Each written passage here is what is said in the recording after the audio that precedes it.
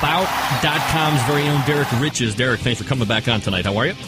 Hey, Greg. Good. How you doing? I'm doing very well, and thanks for coming on. I know it was quite a hellacious weekend in a very good sense for you. You were attending the Memphis in May, doing a whole bunch of walking around and meeting and greeting with all the big shots that are out there. As you look back over the course of this past weekend, great champions were crowned, lots of fun were had.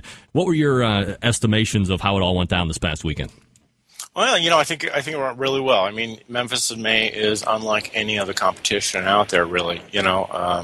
It's absolutely huge. It's 1 mile from the north gate to the south gate, and there's about 3 pathways through it. So it's just huge. A ton of people there. There are parties going on all the time. It's a lot of fun, but it's pretty exhausting. So when you look at a Memphis Barbecue Network event, when compared to some of the other perhaps more commonly known, unless you're within that sanctioning body or within that particular subculture of MBN, I mean, it differs quite a bit as far as setup and what you're cooking and all the judging process and stuff like that. What do you like or what do you dislike about that style of competition? Well, it is really unique. There are about 250 teams competing in basically 4 simultaneous competitions. You can only compete in one thing. So if you want to do ribs, you just do ribs. This means that the competitors are more focused on what they're doing. But yeah, I don't know. I think it's a really good competition. Frankly, I really like the way it works out. It's not quite as hectic as like KCBS events. It's a lot more relaxed. It does generate more of a kind of party atmosphere, I think, just because you are working on one thing.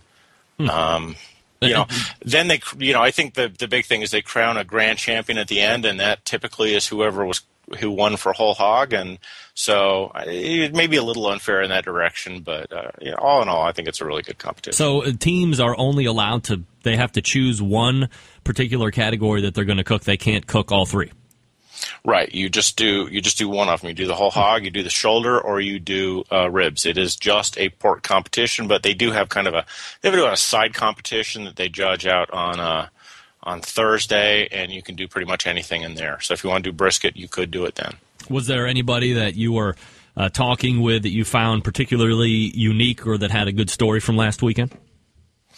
Well, because it's such a huge competition, I decided that I would focus a little bit more on the shoulder competition, in part because you had the bigger names there. Myron Mixon had decided he was going to do shoulder at this time. That's the first time he's ever done shoulder at Memphis May. He always does whole hog. Right. Chris Lilly was there, and Tuffy Stone, Cool Smoke was there. So I just decided to, kind of focus in on these guys a little bit. And Tuffy Stone obviously winning the pork shoulder category. So, within that, was it seen as kind of a coup for a more known KCBS team coming into an NBA network and then taking the grand champion for the pork category? Or is it just, here's a guy that knows how to cook shoulder regardless of sanctioning body? Well, it's kind of interesting. Tuffy said this is literally the 4th time he's done shoulder. You put that up against someone like Chris Lilly. They do shoulder down at Big Bob Gibson's, and he's probably cooked 10,000 of them. So, I think Tuffy really felt that he was at a certain disadvantage, but, just talking with him and kind of getting the way his process works, I don't think Tuffy's ever at a disadvantage. Talking with Derrick Riches from About.com, his website, bbq.about.com, more specifically. He's kind of recounting what happened over at Memphis in May this past weekend. So you have, Tuffy, you have Myron Mixon, you have Chris Lilly. Was Chris Lilly actually competing under 2 different teams this year? There was a, Big Bob Gibson's and there was a Lily's Barbecue? Or was that just happened to be an odd same last name? Odd same last name. He was just doing Big Bob Gibson's, and he really focused on the restaurant. The whole family was there. So when you look at not all of the categories, but those 3, you have the ribs, which probably has the most entrants, I would imagine, simply because of the popularity of ribs. I would imagine that pork shoulder is probably the second most, and then the least entered is probably whole hog, which seems to be the most difficult to cook. Is that a leap to make, or is there no bones about it? Whole hog is going to be the hardest thing to cook throughout that competition. Oh, definitely whole hog is the hardest to cook. I mean, you got the the longest cooking time. I think there are about 40 teams in the whole hog competition. The meat inspectors are out early Friday morning because these guys are putting on to cook, by noon on Friday to, do turn in 24 hours later. So, whole hog is an ambitious effort, and it takes a lot of prep time, a lot of work, and a lot of attention to detail, and a lot of strength, too. Do you think that because all of that is involved in doing the whole hog, that's why typically they're going to give you the overall grand champion or the world champion, whatever they call it, to the people that cook the whole hog there?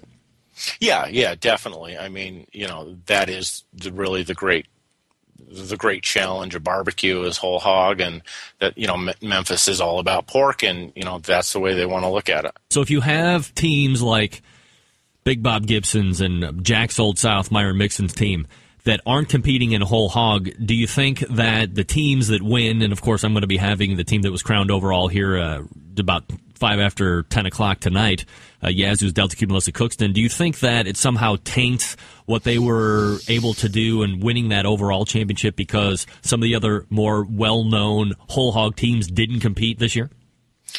No, I don't really think so. I mean, it's a tough competition no matter how you put it. And, Myron is typically, he's considered the world's greatest whole hog cooker. I think he's won that like 3 times there or maybe more. And he told me that he was doing shoulder because nobody's won in 2 different categories out of Memphis in May, and he wanted to be the first. Yeah, always looking to press the envelope as Myron Mixon. We're talking with Derrick Riches from bbq.about.com. Derrick, before we part ways tonight, why don't I go ahead and bring up one thing, because you are a master reviewer and you get to play with a lot of cool stuff. There was one thing that we were going to be talking about tonight out of the litany of stuff that you had written down that we could potentially touch on, which is called the Stacker Smoker, which can be found at smackersbbq.com. What is this thing exactly? Well, this is a pretty unique product. I got to see it while I was down at Memphis in May. Basically, it's like one of those big block smokers. It's just a big rectangular metal box, stands about 5.5 feet tall. Now, traditionally with these, you have a very large door, and you open the door, you let your heat out, you let your smoke out, right. And if you need to be in there for a minute, then you've got all that recovery time. What this is a series of drawers. At the bottom is an ash catcher, then you have your charcoal drawer, then you have a water pan drawer, and then you have your cooking drawers. You pull out one of the drawers all the way out, it reseals the smoker unit. So you're still cooking, but you can work on what's on that drawer, close it back up, and it's right there. It stays at temperature, keeps your smoke inside. So really interesting product, I think. What kind of a drawer clearance do we have? Are you able to put butts on one over the other, or is it not as forgiving in height? Well, they've got 2 models. There's the rib stacker, what they call it. It's got 3 drawers. They're fairly narrow. You could get maybe a brisket flat in there, but not much too big. You couldn't put a pork butt in there. Then they've got the backyard unit. This will accommodate much more space. So you could put a whole pork shoulder or something in there. The rib unit, you can do about 20 racks of ribs in there, so it's got a pretty good volume to it. It really depends on what you want, and I guess what you're going to be cooking. What kind of a price point are you looking at on these models? You're looking at about $4,000. $4,000? Yeah, $4,000. Yeah. It's a really well-built unit. It's really nice, but it's a little pricey. So, what kind of a track record have you heard of this company before? Is it just something brand new that you saw, and do you know anybody that actually has them and has used them for a long time? I've just been looking into it, and I don't know anyone who actually has it. They haven't been out on the market for very long, and they're just kind of pushing it right now. But from what I've seen, the quality construction is excellent, and it's a really nice looking smoker if you got the money for it. I think both you and I need to get some test units into the respective backyard test kitchens and see if we can put them through its paces. Oh, definitely. I think that's something we should plan on. That's the Stacker Smoker, which can be found at smackersbbq.com/smokers, and you can check it out for yourself. $4,000 jumping in.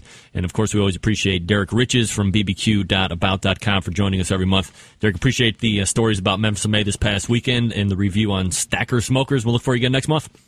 Yeah, looking forward to it. All right, thanks. Take care. There he is, Derrick Riches.